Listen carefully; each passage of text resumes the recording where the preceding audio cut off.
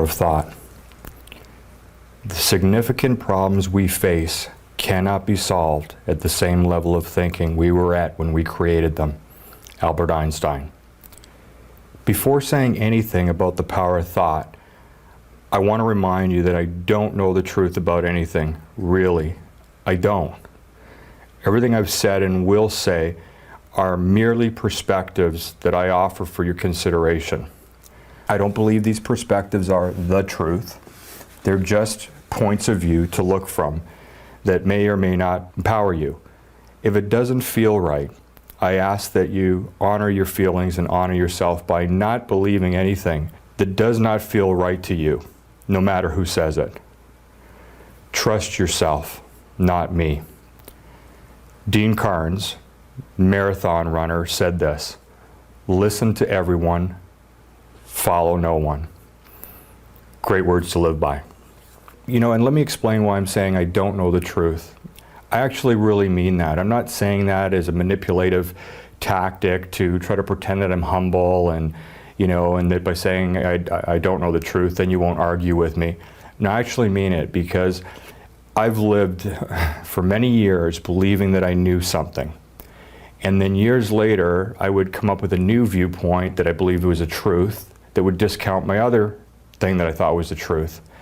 And after living on this planet for so many years and seeing this pattern in myself, I have to, you know, come to the wisdom, I guess you could say. I was going to say humility, but it's more like a wisdom. And if almost every time I'm absolutely certain that something is the truth, years later, I don't believe it's the truth and I believe something else is the truth, then statistically, predictably, at some point in the future, I'll be looking at everything that I just read and I wrote, and I would say, this is no longer truth for me. So that's where I'm at. Choosing thoughts for physical health. Dr. David R. Hawkins, an internationally respected American medical doctor, has some deeply personal insights into the power of our thoughts and beliefs when it comes to our physical health. In the late 1960s and early 1970s, Hawkins was a very busy and highly successful psychiatrist. People came from all over the United States to see him, and he built the largest psychiatric practice in New York with 50 therapists, a suite of 25 offices and laboratories, and over 3,000 patients each year. By the early 80s, his practice was attracting patients from all over the world. At the same time he was experiencing outer success, Hawkins was also suffering from a huge list of illnesses. In his book, Healing and Recovery, he describes some of them. Quote, "From one end to the other, things were wrong," he writes. This included migraine headaches and many severe allergies, a tumor in his right lung, a form of tuberculosis, another disease that impaired the flow of blood to his hands and feet, so he had gangrene in his fingertips as a result. Hawkins also had hypoglycemia, low blood sugar, so severe that he could not eat sugar, sweets, or starches, and hyperthyroidism, which is an overactive thyroid gland, which sent him into severe heart failure. In addition, he had arthritis and gout and problems with his joints, pancreatitis and occasional gallbladder attacks, as well as multiple intestinal problems, including an ulcer for over 20 years and another condition that caused bleeding so bad that he almost died from it. Dr. Hawkins had many surgical procedures in hospitals to try to correct his problems and was on multiple medications. Because of his many sensitivities, there were also very few things he could eat safely. When he'd occasionally go to a restaurant, the only thing he could order was lettuce. Yet at the same time, he was 50 pounds overweight. Choosing thoughts and beliefs. Then over a period of several years, Hawkins began to work with his conditions from a deeper level. He questioned his own beliefs about illness and disease. He looked at his fears from childhood, his beliefs about guilt and sin, and attitudes like his own perfectionism. He also started to work with his illnesses by letting go of resisting, canceling his belief systems, and surrendering to divine will. And through this work, with some help from acupuncture as well, he was able to release or disappear all of his physical conditions. Since then, Dr. Hawkins has devoted himself to finding out what causes illness, disease, and pain within us, and to discovering ways of healing and recovery. He has also taught others to deal with their physical conditions using the same methods that worked for him.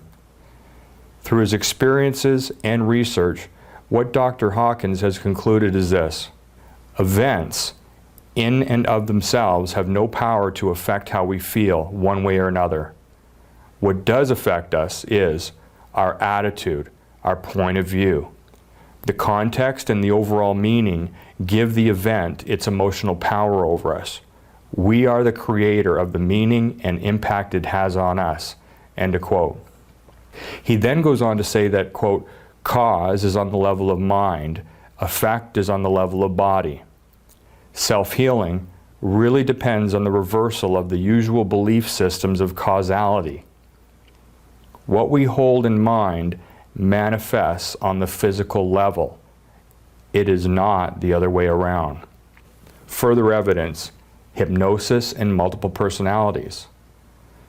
Two good clinical examples of this, says Hawkins, are multiple personalities and hypnosis. Quote, under hypnosis, a suggestion can be given to a patient that they are allergic to the roses on the desk, and that when they get up, they will get hives, a rash, and start sneezing. When the person wakes up from the trance, all of a sudden, they start to wheeze, get hives, and develop a rash. The body is responding to what the mind believes.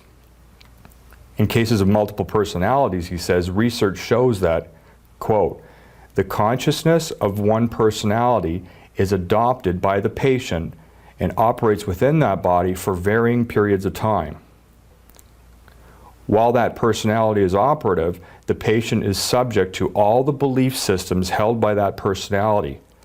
If that personality happens to believe it has an ulcer, a weight problem, allergies, whatever it believes, while it is operative in the body, those physical abnormalities are actually brought into existence.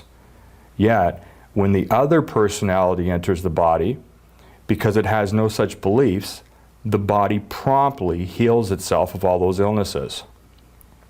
Our mind is so powerful.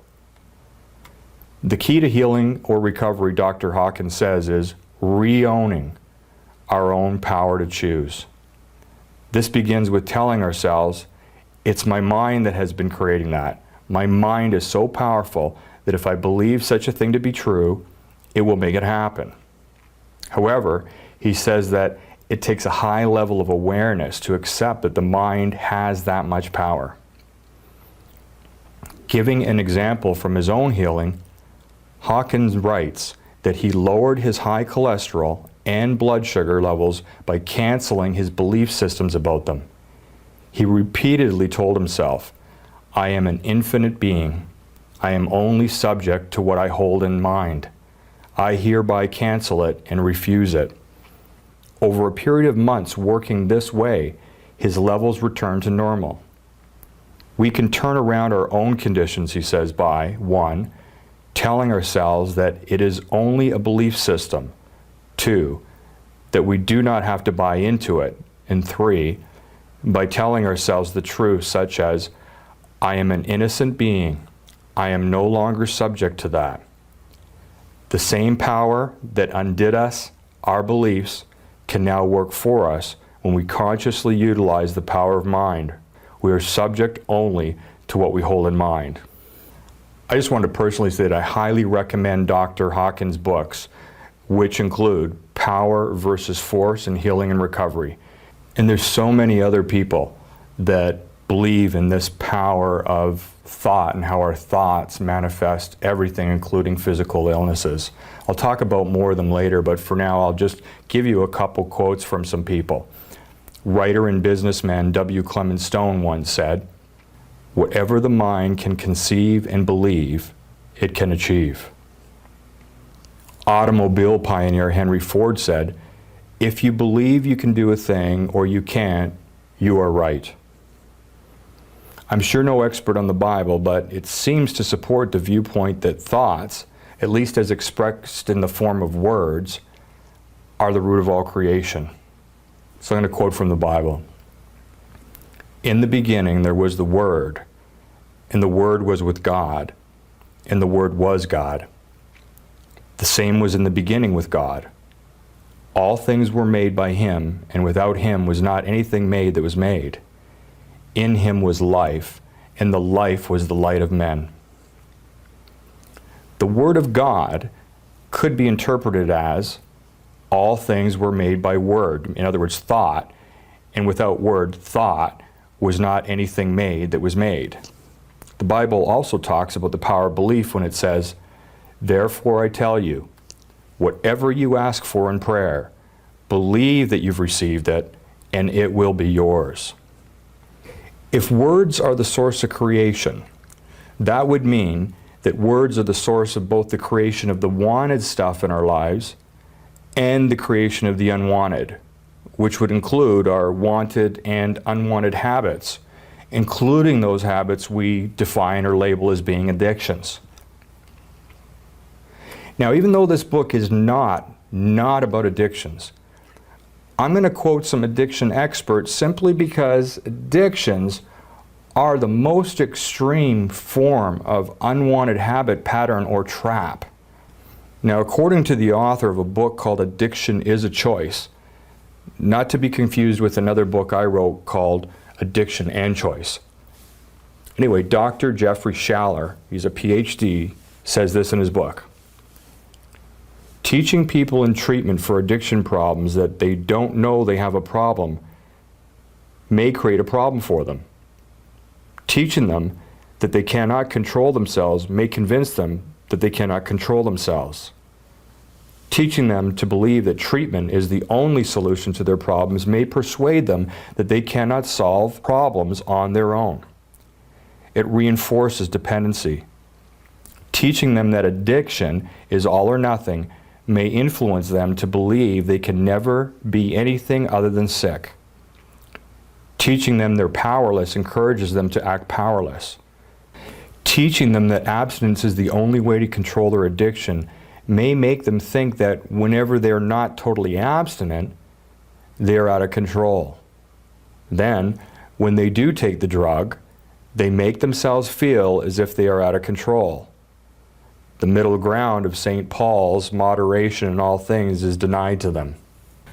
I was once diagnosed with ADHD, that's attention deficit hyperactivity disorder, and I'm going to do a little ADHD rant, which I do quite often actually when I'm doing my speaking gigs, but I try to contain in my writing with the help of editors.